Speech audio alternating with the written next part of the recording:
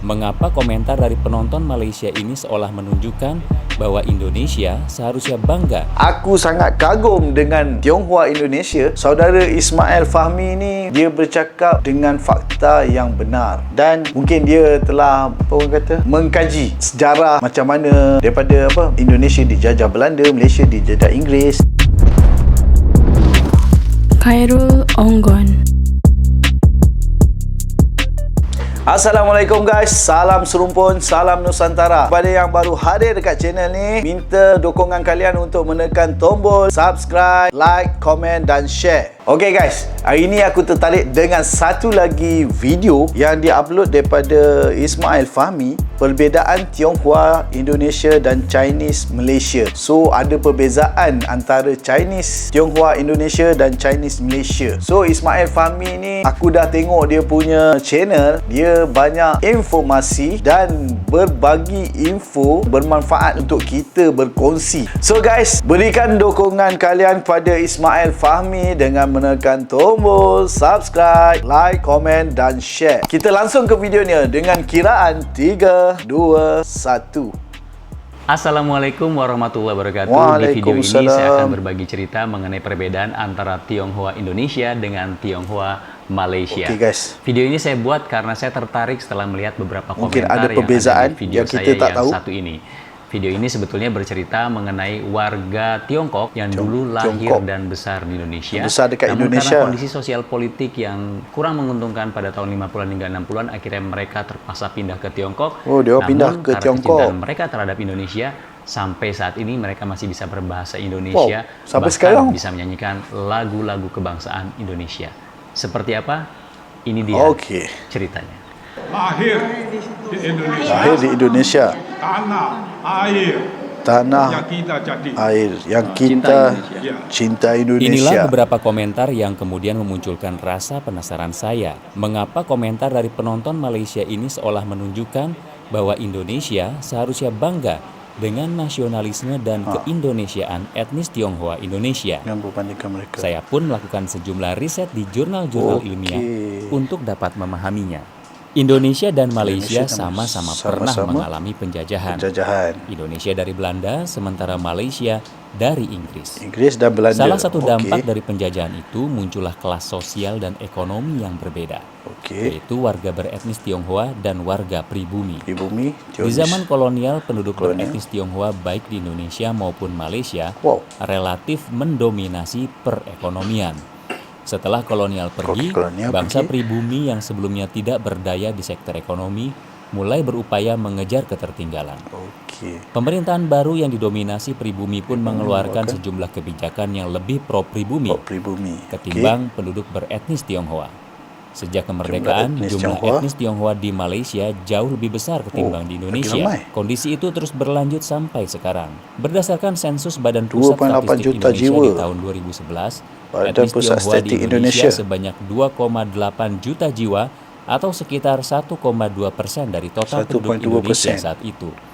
Sementara itu, pada saat Malaysia merdeka di tahun 1957, jumlah etnis Tionghoa di Malaysia mencapai 40% dari total penduduk Malaysia.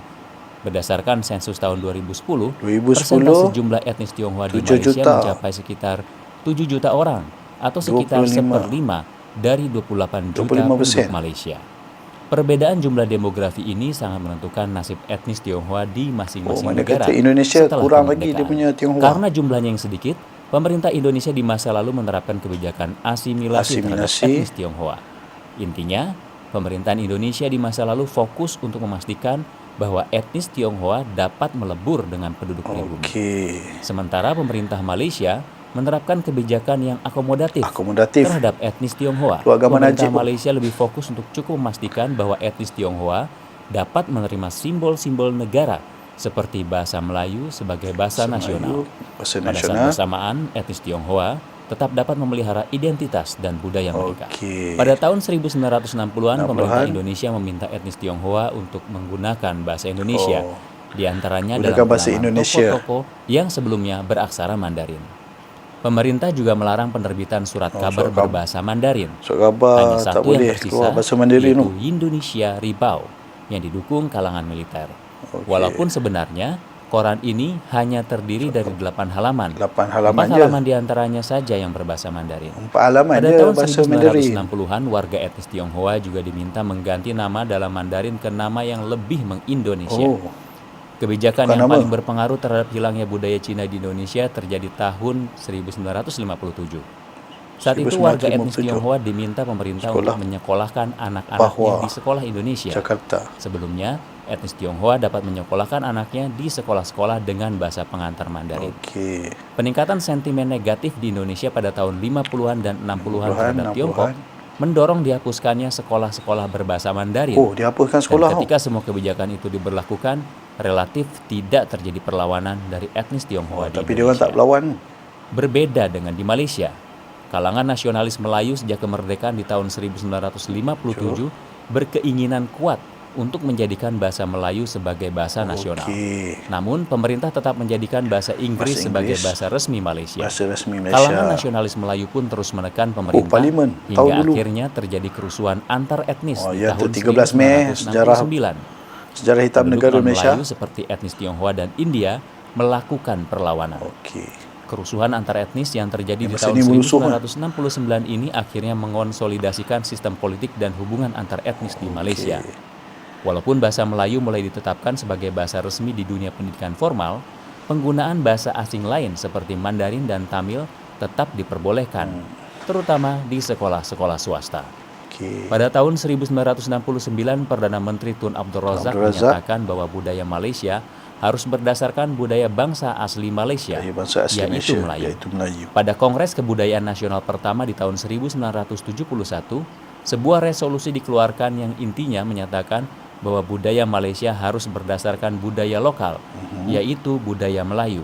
Kebijakan tersebut mendapat tantangan dari etnis non-Melayu seperti etnis Tionghoa dan India. Mereka pun melakukan perlawanan. Di antaranya terlihat ketika pada tahun 70-an, Universitas Teknologi Malaysia mengatur wisudawan pria untuk mengenakan peci pada saat wisuda. Etnis Tionghoa Malaysia menolak untuk mengikuti aturan tersebut dan akhirnya kebijakan tersebut pun dibatalkan.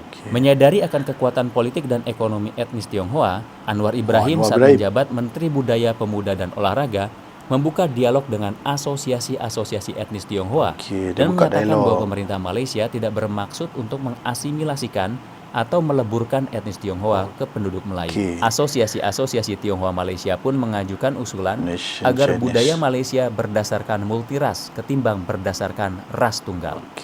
Jadi setelah kita melihat video yang tadi, sebetulnya apa yang terjadi di Malaysia dengan apa yang terjadi di Indonesia terhadap etnis Tionghoa menjadi berbeda karena memang sejarah yang pernah ada di masa lalu. Intinya adalah karena jumlah etnis Tionghoa yang ada di Malaysia lebih banyak dibandingkan jumlah etnis Tionghoa yang ada di Indonesia, maka akhirnya etnis Tionghoa yang ada di Malaysia lebih mudah mempengaruhi kebijakan-kebijakan pemerintah terhadap mereka. Sementara di Indonesia, karena jumlah etnis Tionghoa di Indonesia jumlahnya jauh lebih sedikit, akhirnya mereka pun tidak dapat melakukan perlawanan yang berarti ketika pemerintah menerapkan sebuah kebijakan yang akhirnya lambat laun mengurangi warna budaya Cina yang ada di Indonesia. Dan akhirnya seperti yang kita lihat saat ini, kalau kita ke Malaysia, itu kita akan sangat dengan mudah menemukan ekspresi budaya Cina di Malaysia. Misalnya mereka masih menggunakan bahasa Mandarin dalam kehidupan sehari-hari. Namun di Indonesia, kita akan kesulitan untuk menemukan dengan mudah ekspresi budaya Cina di Indonesia. Kalaupun kita ingin menemukannya, biasanya kita harus ke tempat-tempat tertentu. Dan di Indonesia, bahasa Mandarin atau bahasa Cina juga memang tidak lagi banyak digunakan oleh generasi muda. Itu dia, jadi sejarah masa lalu membentuk yang terjadi saat ini. Jadi menjadi sangat wajar sekali kalau kita melihat di video ini, kalau ada orang Tiongkok yang dulu pernah lama tinggal di Indonesia, mereka masih bisa berbahasa Indonesia, bahkan bisa menyanyikan lagu seperti ini. Tanah airku Indonesia, negeri elok amatku cinta. Itu dia, semoga bermanfaat. Ismail Fahmi, Bagi Cerita. Yang ku puja sepanjang lagu rakyat Indonesia. masa. Okey guys, Kita baru selesai menonton perbezaan Tionghoa Indonesia dan Chinese Malaysia. Dan apa yang aku nampak dekat sini, yang Ismail Fahmi ni memang seorang yang educated, yang mana dia bercakap berkenaan dengan fakta. Saudara Ismail Fahmi ni dia bercakap dengan fakta yang benar, dan mungkin dia telah mengkaji sejarah macam mana daripada Indonesia dijajah Belanda, Malaysia dijajah Inggeris, dan pada aku dia punya penerangan dan info yang dibagi sangat jelas, mudah difahami, banyak kebenarannya. Pada kesimpulannya guys, aku sangat kagum dengan Tionghoa Indonesia. Aku lihat Tionghoa Indonesia ni fasih berbahasa Indonesia, taat kepada pemerintah dan berasimilasi dengan penduduk asal Indonesia tu sendiri, menjadikan Indonesia sangat unik. Jadi jangan lupa berikan dukungan anda kepada Ismail Fahmi dengan menekan tombol subscribe, like, komen dan share. Sehingga kita berjumpa lagi dalam reaction seterusnya. Aku Mak Kudut, tata, love you Malaysia, love you Indonesia, peace y'all.